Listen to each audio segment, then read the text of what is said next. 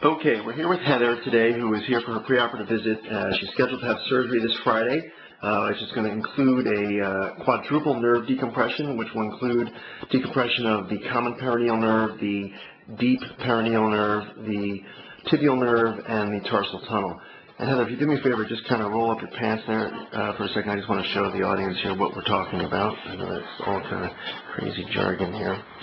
So right here, what we're looking at, if you can point to the common peroneal nerve right below your knee, right there, we're going to have one incision over there, and then on the side of the calf muscle, we're going to make another incision over here, and then we're going to come down on the inside of the ankle and make the tarsal tunnel incision over there, and then on the top of the foot, right where those laces are, is going to be the other incision. So that's why we call this a quadruple nerve decompression. And so, if you could just kind of talk to the people watching this video and just explain, how you got to me and then what your symptoms were and how you reached this point, basically. Okay. I was referred to you from Dr. Cook for the foot pain that we weren't sure exactly what it was at first. We thought it was neuromas. We went through MRIs that wasn't showing that, and then he came up with a tarsal tunnel diagnosis and referred me over to you, and that's when we kind of explored a little further with the other compressions that are going on in the leg as well. And you had seen a neurologist previous to this as well? Yes. Yes, after I saw you the first time, I went and saw a neurologist to follow, make sure there was nothing else going on. He checked for MS, he checked for vitamin deficiencies, blood work, MRIs, you name it, we did it. Probably a total of maybe 6 different visits to include all those different tests as well, EMG testing, and he couldn't really figure it out either. He thought I was one of those 50% that he said we never had an idea of what the neuropathy is caused from. So he had no real treatment options for you? No. Okay. No. And could you just explain kind of what you go through on a regular basis with this kind of pain you have? The pain is mostly like a burning, fiery, electrical sensation, mostly on the bottom of the foot, the heel, and then up the legs. Occasionally it'll go up past the knee, but that's one of those bad days. For the most part, anything, the heat sets it off, so even just a hot shower, a hot bath, I can't tolerate. Walking around just short distances, even just, getting the kids to gymnastics and ball and things like that, can be a strain come the end of the day. So. And your pain level on a regular basis and when it gets bad? About a 6 is probably an average day. I haven't found anything pain med that can actually help. I've tried Lyrica, that didn't work. I've tried just regular over-the-counter. I've tried a couple of different prescriptions. Nothing's made a difference. How does this impact your life, having this problem? Well, I haven't been working because I'm a nurse, so I'm on my feet all the time, which is irritating. It's hard for me just to sit on the couch. I'm not a sit at home and do nothing kind of person. And just the everyday stuff of, like I said, taking the kids to practices and things like that you want to be a part of, it's just hard for me to even do on a regular day. Okay, great. So hopefully next time we see you, you'll be smiling and saying, oh, your pain is gone. That's the plan. Okay. So this is now post-op, 6 days? 10 days. 10 days after surgery. And so what do you have to say so far about the surgery itself? So far, everything seems to be going in the right direction. Still quite a bit of surgical pain, but otherwise most of the numb and tingling and things like that, most of it's gone. Still have a little bit of residual, I guess, still hanging in there, but otherwise, not too bad. So you said you're having quite a bit of surgical pain. What, on a scale of 0 to 10, what would that be? Right now it's actually not bad. Right now I'm probably at about like a 2, maybe a 3, but that's it. Usually towards the end of the day, I can tell if I haven't been quite as good as I should with elevating it and things like that. I just get a little bit more pressure and whatnot. Okay, and as far as you said, the initial numbness and tingling that you had before surgery is how much improved at this point? I'd say probably about 75% improved. Okay.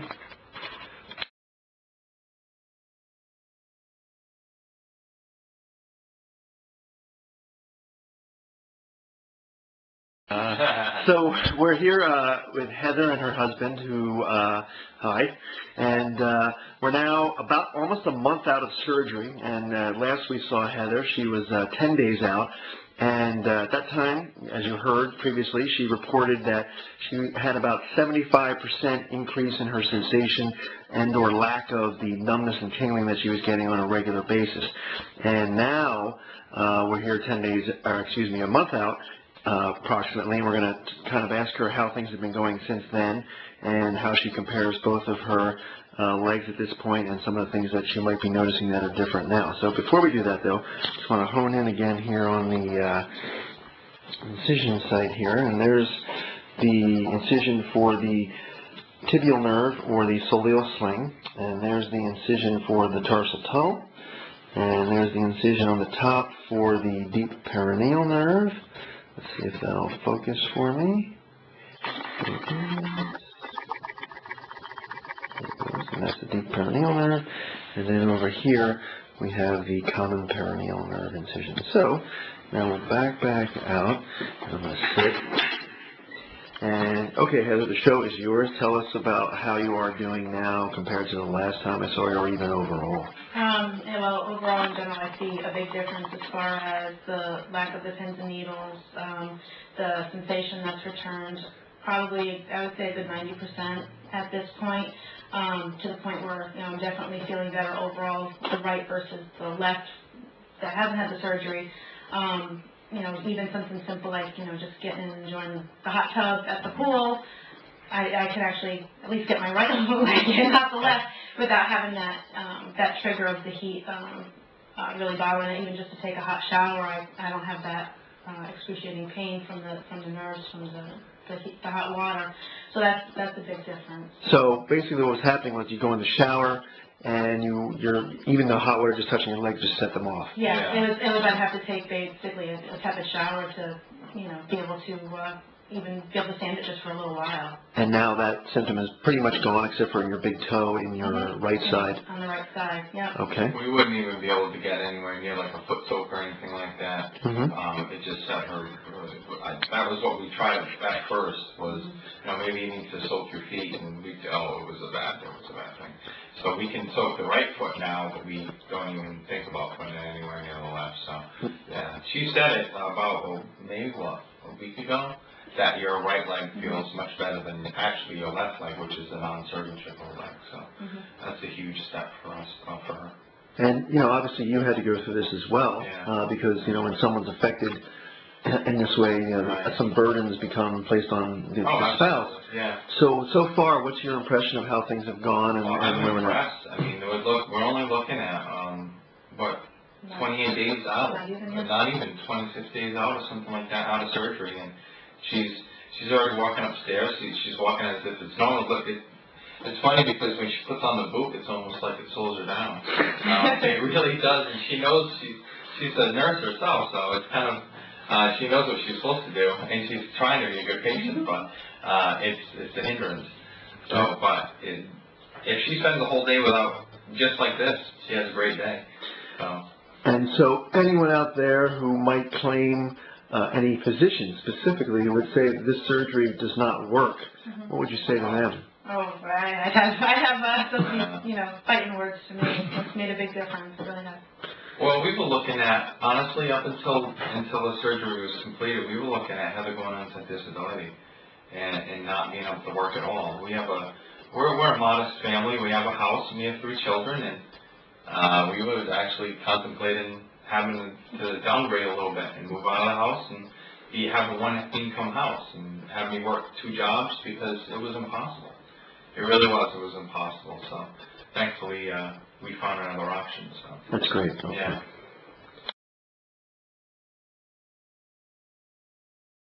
Okay, we're here with Heather now, 10 days after the left lower extremity has been done, and her right one is now 2 months and change. So Heather said she was feeling wonderful, so I wanted her to tell you, the audience here, how she's doing after her second leg was done. The second leg actually was a whole lot easier than the first. The first time around, I had a lot of the surgical pain, some manipulation and that sort of thing. And this time it actually wasn't nearly as bad. It was bruising. The actual nerve stuff, I don't have any of that major nerve things going on. It's just mostly superficial. Feels like I have like Novocaine's wearing off. And it's just in patchy areas, and I feel a whole lot better this time around than the first time. So overall today, from the first time we met to now, what percentage would you say you feel better? Oh my gosh, like 90-something. Please. It's actually right now I'm at a point where it's like I feel like I want to do a whole lot more than I probably should, which I'm okay with that kind of a feeling. That's not a bad thing. Do some final thoughts about the surgery with Heather right now. Go ahead. Well, when this all started, gosh, months ago, I guess now, going to doctors and trying to figure out what was going on and having the pain and just the amount of things that really it impacted in my life.